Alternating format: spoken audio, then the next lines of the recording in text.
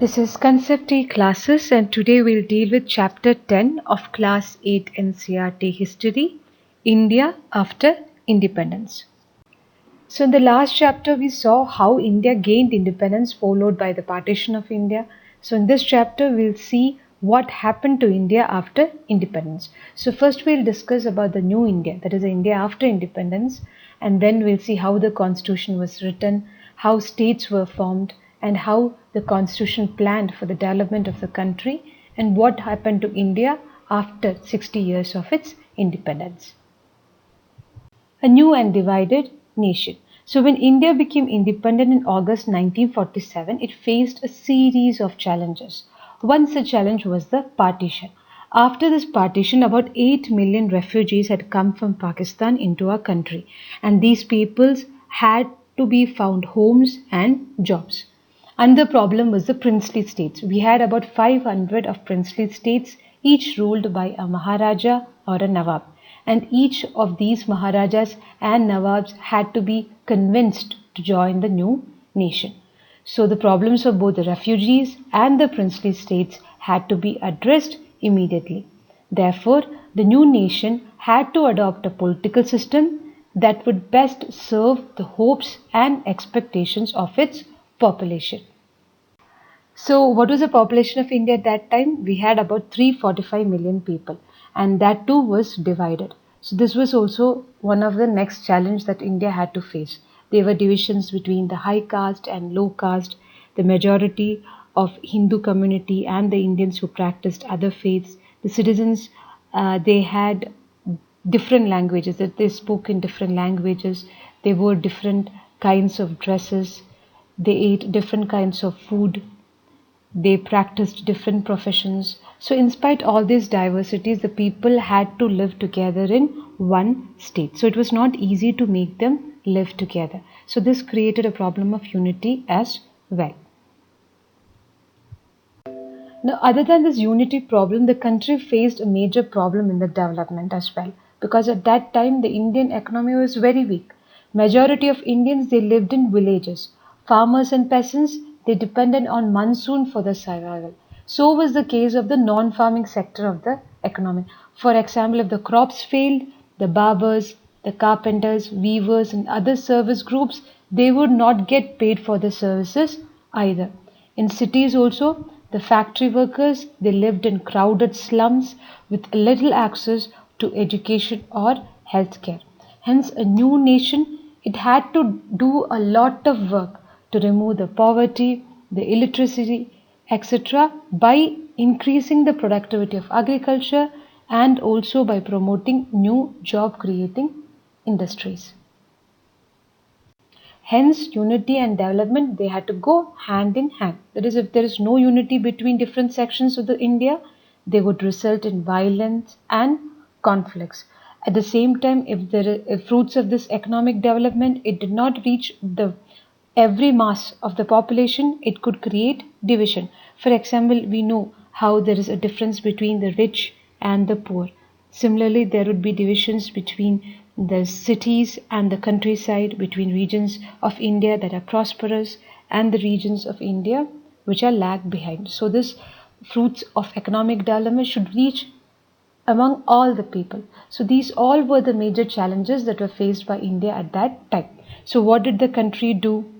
They decided to formulate a constitution.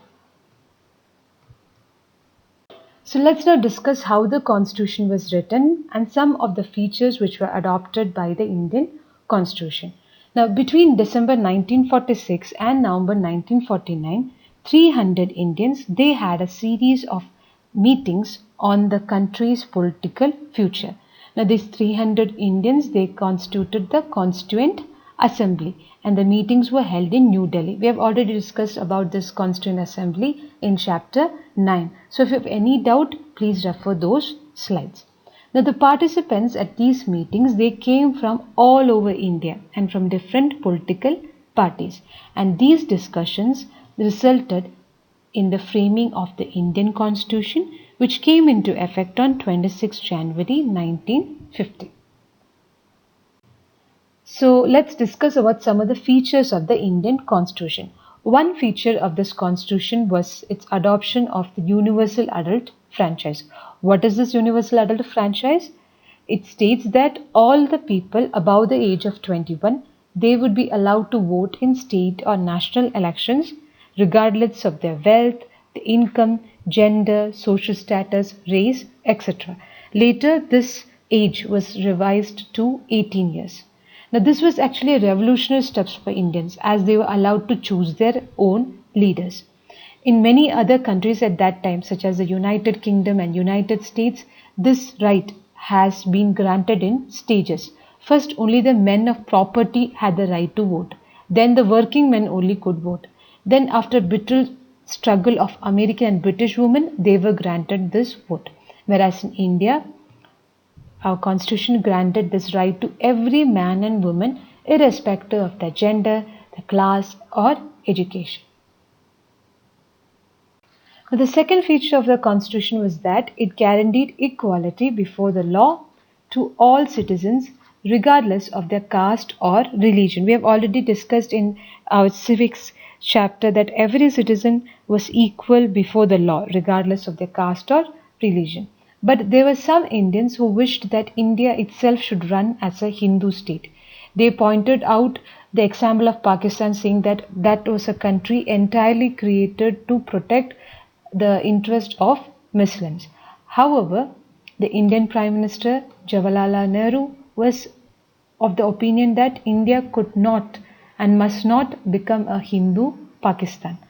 At that time, India not only had Muslims but also large populations of Sikh, Christians, Parsis and Jains. And under this new constitution, they would have the same right as the Hindus and also the same opportunities in seeking government jobs or private sector jobs, the same rights before the law. Now, the third feature of the Indian Constitution was that it offered special privileges for the poorest and the most disadvantaged Indian. So, let's see what all were the privileges. The practice of untouchability was abolished. Hindu temples, which was previously only open to higher caste, were now open for all, including the former untouchables. The Constituent Assembly, which had recommended that a certain percentage of seats in the legislatures as well as jobs in government should be reserved for the members of lower caste. We have already studied about this reservation policy in your civics chapter, so if you have any doubt, please refer those slides. But everyone was not satisfied with this reservation policy. They argued that the untouchables called as Harijans, they did not have good enough grade to get into the Indian administrative service. But one member of the Constituent Assembly, H.J. Khandekar, replied that it was due to the oppression of this high caste that they had lost the ability to think. The Adivasis or scheduled tribes, they were also granted reservation in seats and jobs. These Indians too had been deprived and discriminated.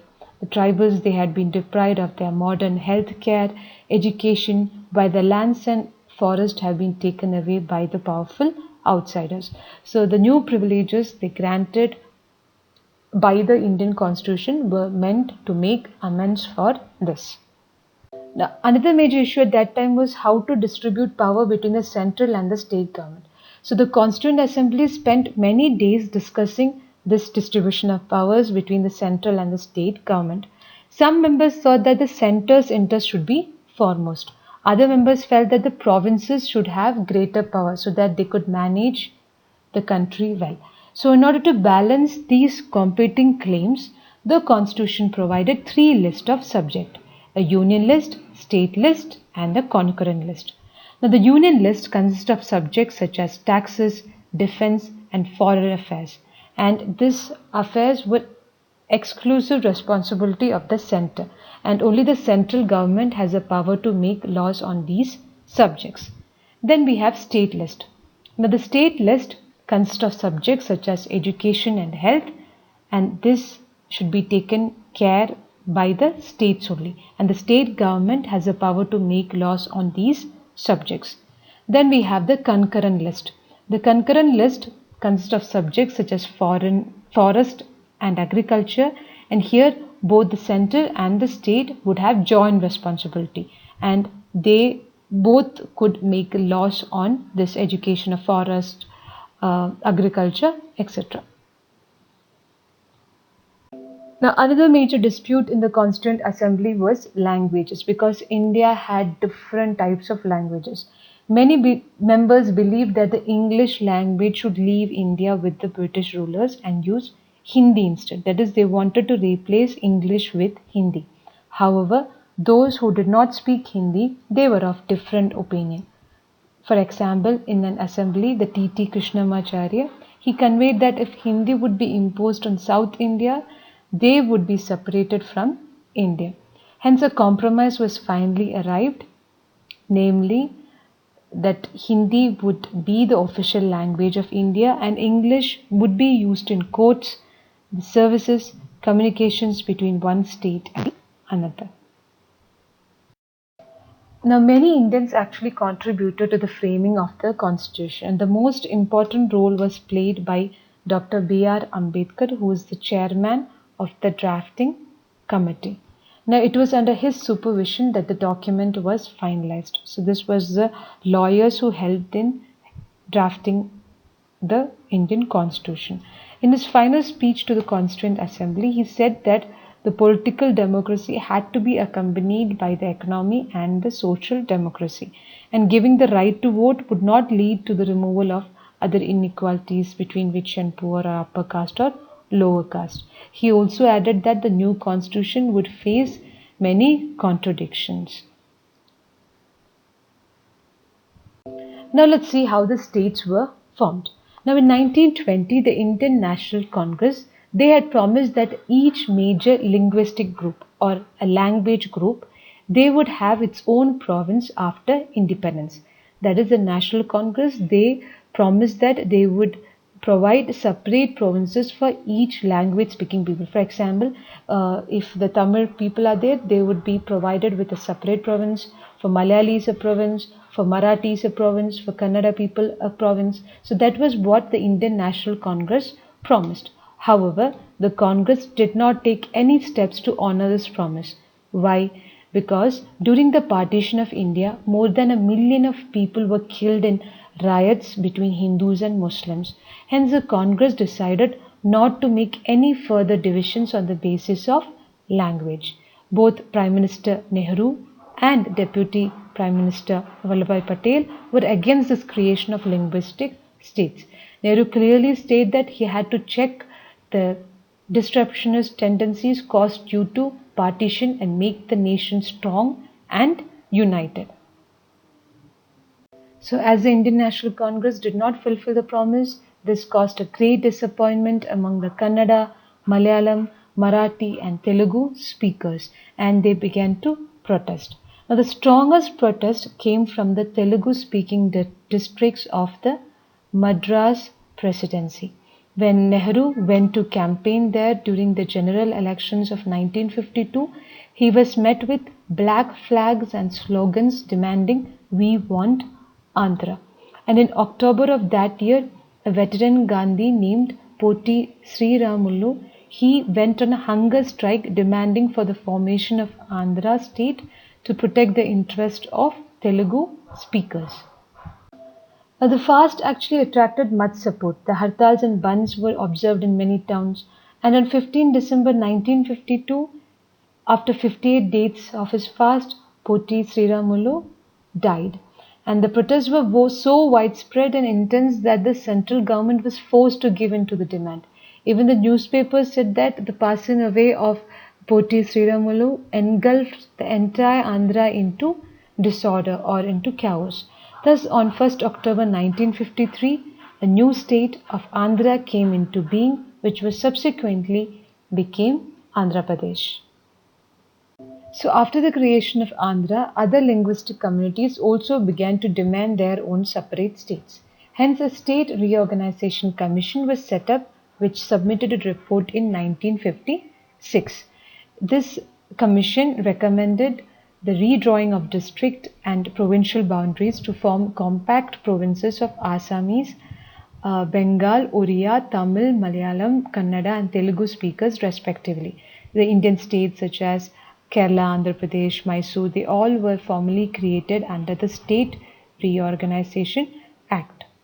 Large Hindi-speaking region of North India was also to be broken into several states. In 1960, the bilingual state of Bombay was divided into two separate states of Marathi and Gujarati speakers. In 1966, the state of Punjab was also divided into Punjab and Haryana.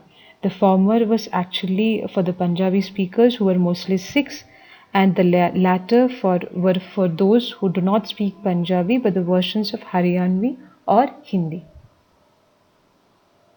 So after all this, the country decided to plan for the development. So the two major objectives of the new country was to lift India out of poverty and to build a modern technical and industrial base. So in 1950, the government set up a planning commission to help design and execute suitable policies for the economic development. And there was a broad agreement on what was called as a mixed economy model. So this mixed economy actually meant that both the public and the private sector would participate in the development of the country, and they would play both an important as well as complementary role in increasing the production and generating jobs.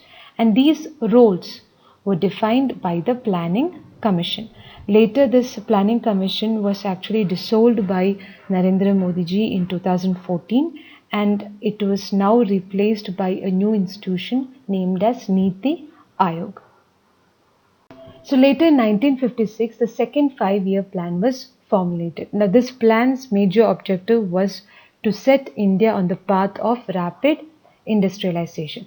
Now this mainly focused on the development of heavy industries such as steel and on the building of large dams. For example, this dam was actually the first of the 4 dams built on the Chambal River in Madhya Pradesh, and it was completed in 1960. And this was actually a bridge which was constructed in the Mahanadi River for the control and the flow of water. So these bridges and dams, all they became the symbol of development in independent India. And these sectors which actually under the control of the state. And this focus on heavy industry was actually meant to guide economic policy for the next few decades. That is, in simple words, we can say that this 5-year plan was actually made by India to decide what types of development it want to achieve for the next 5 years. Now this approach had many strong supporters but also some vocal critics. That is, everyone didn't appreciate this plan because some felt that this plan had put inadequate emphasis on agriculture. That is, it didn't provide much sufficient emphasis or importance on agriculture. It has neglected the primary education, and it had not taken into account on the environmental implication due to this building of dams and all. Mahatma Gandhi's follower Meera Behan, she wrote in 1949 that science and technology can earn huge income for time, but later if we don't try to maintain this nature's balance, then we will not be able to live a healthy and a morally decent life. So now let's see how India was associated with the independent foreign policy. Now India gained freedom soon after the devastation of the Second World War. It was around at this time, around 1945, the United Nations was formed. In the time period between 1950 and 1960, there was an emergence of Cold War between the two most powerful rivalry at that time, which was USA and USSR. Now both these countries, they were creating military alliances, but India, who had just attained independence from colonial rule, as well as many other small countries, didn't wanted to participate in this. So Prime Minister Jawaharlal Nehru, who was the foreign minister at that time, developed Free India's foreign policy in this context. And non-alignment formed the bedrock of this foreign policy. Led by statements from Egypt, Yugoslavia, Indonesia, Ghana and India, the non-aligned movement urged countries not to join in either of the two major alliances. Hence, these non-aligned countries such as India played a very active role in mediating between America and Soviet alliances.